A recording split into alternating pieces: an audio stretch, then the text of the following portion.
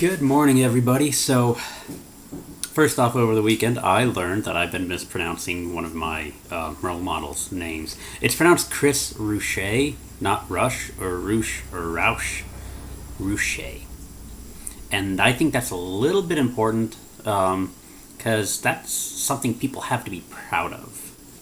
You know, it's not like someone's eye color or size of their ears where they couldn't really control that one naturally. A name has a heritage. I'm pretty sure I know how the conversations go when he sees this video. He's going to say, oh, no big deal. People mispronounce it all the time. But some people really do get offended about how their name is pronounced. They really stick up for themselves. And I think people should. I mean, people should take a lot of value in their name and their heritage because that's something that can mean a lot. Everyone knows the name of Gates. Everyone can say, hey, you know what? This name means something, or these values have been instilled. Case in point, when Osama bin Laden decided to go off the deep end, his entire family took a hit. I mean, they were clothing designers, and bin Laden used to be associated with fashion rather than terrorism. And, you know, of all things to get offended about, a name actually should fit the list, but in all reality, we should be trying to figure out how not to be offended. And I don't mean in the twisting of... My cat just threw my 3DS cord on the ground. Thank you, Helen. I don't mean like the big Viking meme that says, you're offended, how weak are you that mere words can hurt you? Because, be honest, when you give your trust to someone, you are giving them the power to know what words to say. But words simply aren't enough in today's society, especially where we've really been developing this culture where people's identity is more important than their usefulness. All you have to do is look on Tumblr to see what I'm talking about. People are inventing new pronouns for themselves.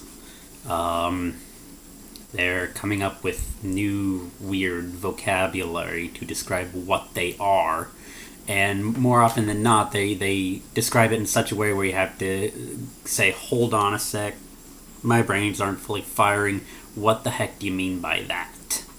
And it usually means something that, 50 years ago would have been a mental illness. Trans-ethnic, trans-age, trans-species, demi-romantic, demi-boy, demi-girl, all this crap. And people are doing this and saying that it needs to be accepted, it needs to be promoted as a good thing. Well, shoot, genetically I'm predisposed to depression. So instead of forcing me to take medication, instead of prescribing me to go to a doctor, y'all just need to accept the fact that I am depressed and just have band-aids and stuff on hand for whenever I do something related to depression, regardless of how much it harms myself. That seems to be a bit of an extreme example, but it gets the point across, is that saying something's natural or saying something is who they are doesn't really mean it's good. Doesn't mean that simply saying this is how I was born or this is who I am doesn't mean that it has to be accepted. Simple fact that I'm wearing glasses. Naturally, I should be as blind as a bat. Don't put me behind the wheel of a vehicle. But gratefully that I've learned some skills and that the human family has learned skills to put these glasses on my face, I can see, I can write, I can draw, I can make sarcastic videos on YouTube. I think we've really drifted away from what right and wrong is. And I'm not going to go into specifics here, but we care more about individualism. We care more about opportunism than we do about usefulness. Which is why I absolutely love the motivational poster where you see a row of forks and one of them is just bent out of shape. And said just because you're unique doesn't mean you're useful. And that's not to say people are tools, that they're objects to be used. But we're in the middle of a recession. We're in the middle of one of the highest personal debts and economic debts that the world has ever known. I mean, shoot, what's the average? Is that up to $35,000 of student loans? Plus however much we have on credit cards, however much we've put into cars and houses and debt.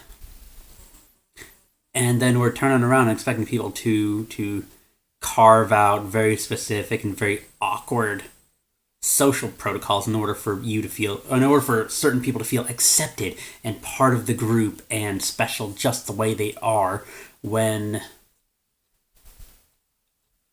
that seems to be more important than, say, getting a useful job. Shoot, I can swallow getting called a lot of names and then all for a paycheck. I've dealt with a lot of name calling in the course of getting a paycheck. Lilith, get out of there. Oh, yes, now you're going to be on TV. That's your punishment. So Lilith was crawling in my garden. This is our other cat. Maine Coon, Calico. We got her when she was 4 weeks old. So that's her punishment. If this video gets famous for it, it'll be her fault. But man, we have developed a lot of sensitivity. And I think the only answer to it is the same thing people do for gardening. You start something indoors, you give it ideal circumstances to start. Grow lights, automatic watering systems, the optimum scenario to start a plant off. But then once the last frost is over, because that will kill a plant, you do what's called hardening off, where you start exposing it to the elements. You start exposing it to wind and direct sunlight and the outdoors for small periods of time, and then you slowly build it up until you can put it directly into the garden. And by then, you've got a plant that's already grown better than most of the plants that you just threw out there into the garden to begin with. So that's the way I grew up, and I think I turned out okay. There's a lot my parents told me, just work through. Work hard, work past it. Don't worry about other people because they're stupid. But never got participation awards either. I think that's part of it too. Whatever effort people are making, or lack thereof, they showed up. I mean, that's enough to get a high school diploma, basically. So why are we giving kids more enthusiasm, more opportunity to get something for basically nothing? What I've learned, and what so far has been working for me, is that nothing's free. If it's worth having, it's worth working for. That is not to say that there isn't kindness in the world, or that there shouldn't be kindness in the world. I don't know what's causing that flashing. I think it might just be my tablet. It's not to say that there shouldn't be kindness in the world. It's just that if we are seeing something as a need, we should be able to work for it, and not simply hold up a sign saying, "Fix it for me."